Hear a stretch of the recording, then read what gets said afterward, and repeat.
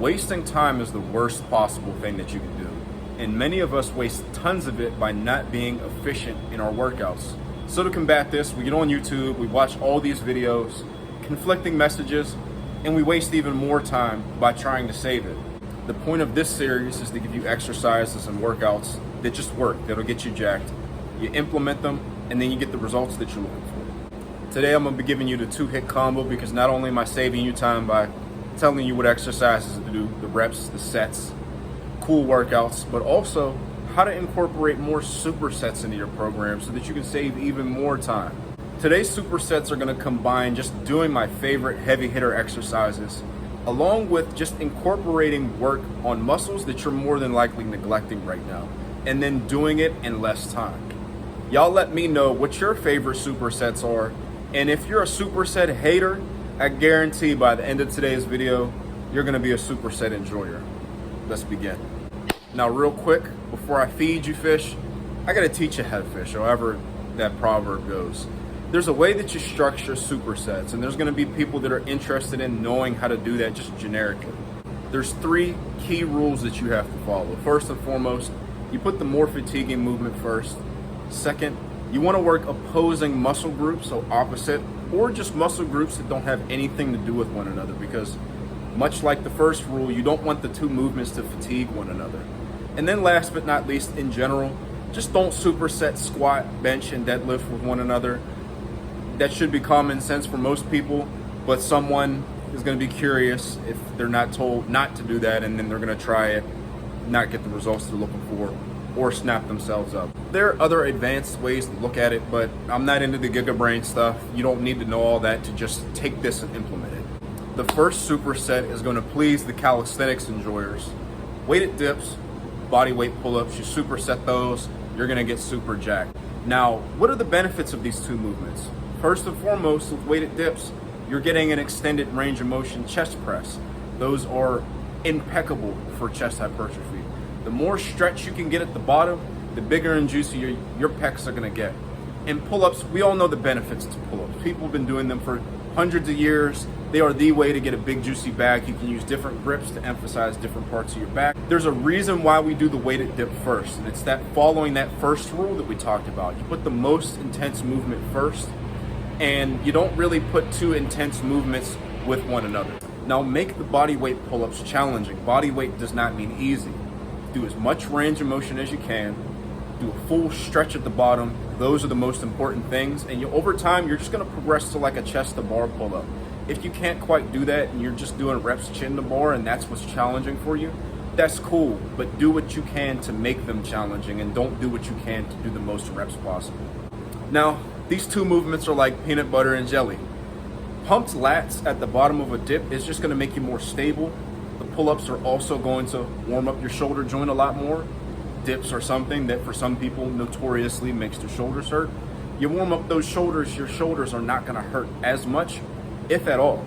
Now in terms of workouts, we gotta get the boring one out the way first. The boring workouts are what you build your foundation on. They're what you're gonna do 90% of the time.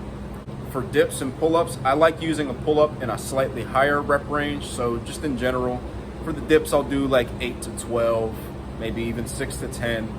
For the pull-ups, I like going like 3 reps higher. I'm no mathematician, so I'm not even gonna try to do the mental math. But in general, I'm gonna do like 12 to 15 or 15 to 20 on the pull-ups. Extrapolate that to your strength level. If you need to use band assistance to get to those higher rep ranges on the pull-ups, please do that. But that's more or less on a basic level how I like to lay them out. I have a progression chart on the screen so that you can know what a double progression is. There's also a resource in the description for you to look at that as well. Now in terms of more fun workouts, we're all cluster set enjoyers. If you're not aware of what they are, I've made a couple videos on them. They're really fun. You can do every minute on the minute dips. I like doing dips with maybe, take a 12 rep weight, you do your sets of 6, and then like a 10 rep weight on the pull-ups, you do your sets of 5. You superset them with one another. However long that takes is how much rest you have or whatever's left over. But that's just to spice it up every here and there. In general, you're gonna do your double progression.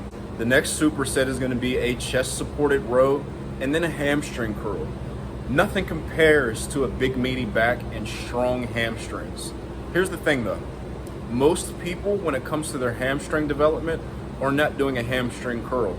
Now I got a bit of a hot take for you guys, I'm very passionate about this, but we talk all day about how bicep curls are better than rows for biceps. Push downs are better than bench for triceps.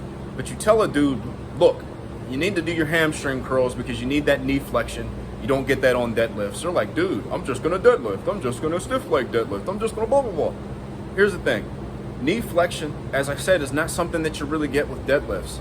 Your hamstrings will get a lot bigger if you do the both synergistically and not just one or the other.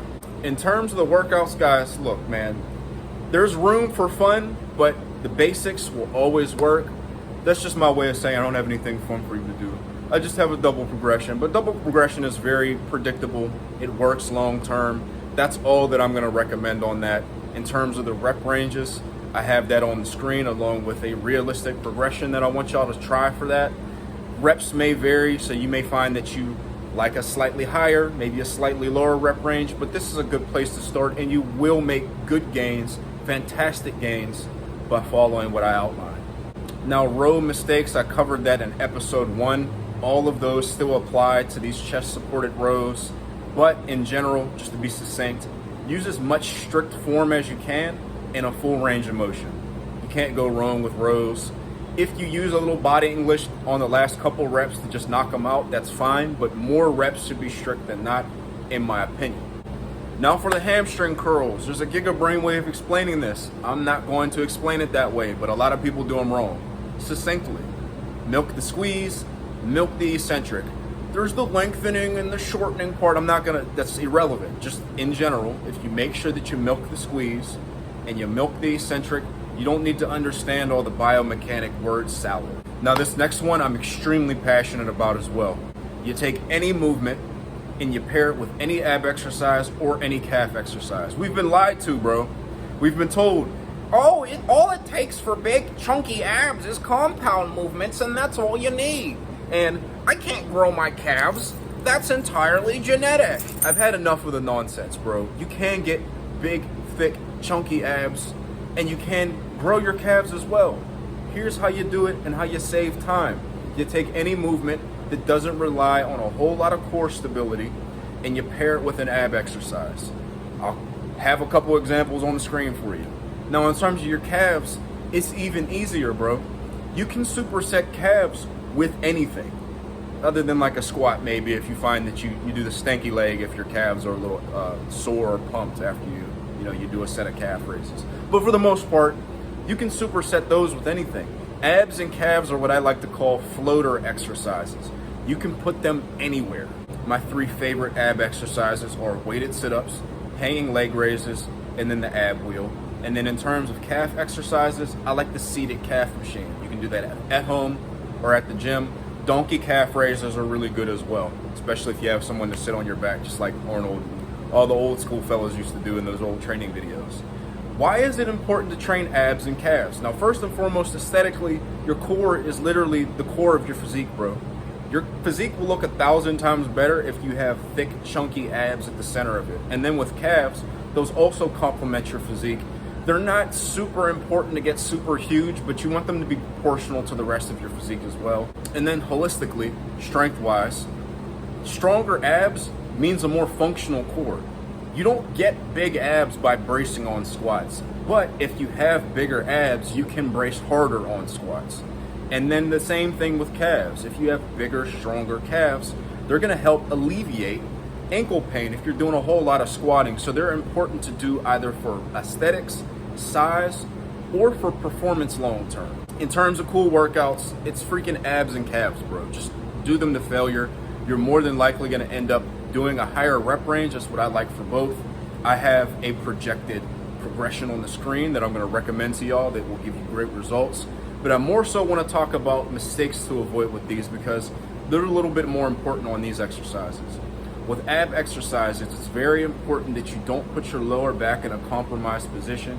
You can't really do that on hanging leg raises, but on weighted sit-ups, it is very important that you keep your core engaged throughout the entire movement and that you don't relax at the bottom of it, especially if you're doing a GHD sit-up, watch this video for more input in terms of that. Now, in terms of the calves, more so the mistake is in not trying hard enough. Just like I talk about with hack squats, there's always one more. You can always eke out another rep on calf raises. Calf raises, when done properly, are miserable. They're very brutal. You're gonna get a brutal pump, and then resting too long as well. Our fourth and final superset is the paused RDL, or any pure hip hinge that isn't using your quads, and then the sissy squat or the leg extension. This superset is really good if you want to eradicate your lower body in a short amount of time. You get in a lot of hamstring volume, glute, lower back, upper back, your quads, because we're gonna do the leg extensions in a way that are brutal, but you do it in a way where you're not overly fatiguing yourself as well. Now, revisiting the RDL, pause RDLs are the way to do them for hypertrophy. No, I don't mean setting them on the floor and doing a stiff leg deadlift. I mean, you stop just short of the floor, just the same as you would with a regular RDL, but you pause there for like a 1 to 2 count. Just the act of pausing down there is going to increase the stimulus on the muscles dramatically. It is going to reduce the amount of weight that you need to use dramatically, and it just makes the movement overall way better.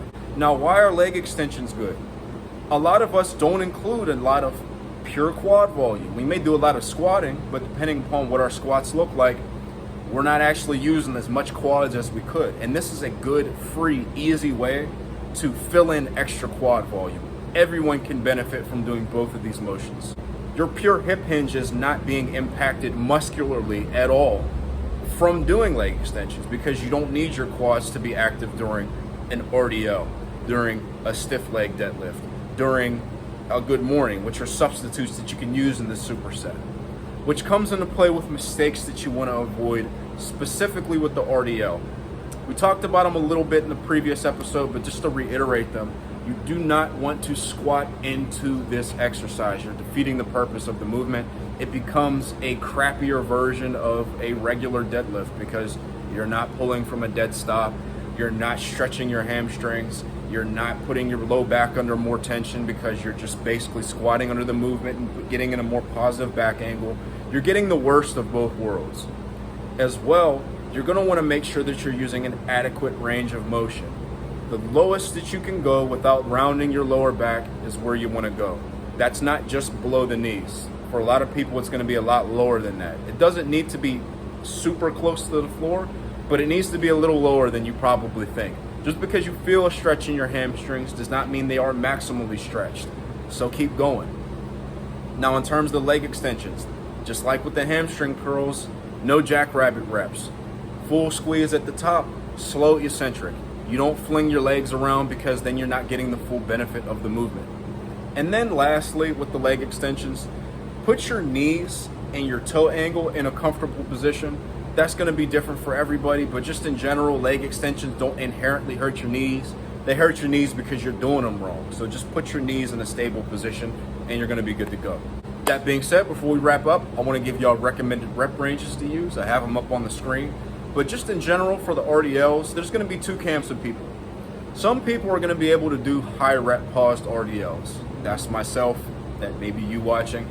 There also might be a lot of people that will try it and be like, bro, after rep 5, I'm toast. The pause just makes a world of difference in that regard. So just in general, moderate reps might be what you want to start off with. If you feel you can work in a higher rep range, feel free, but start with that more moderate rep range.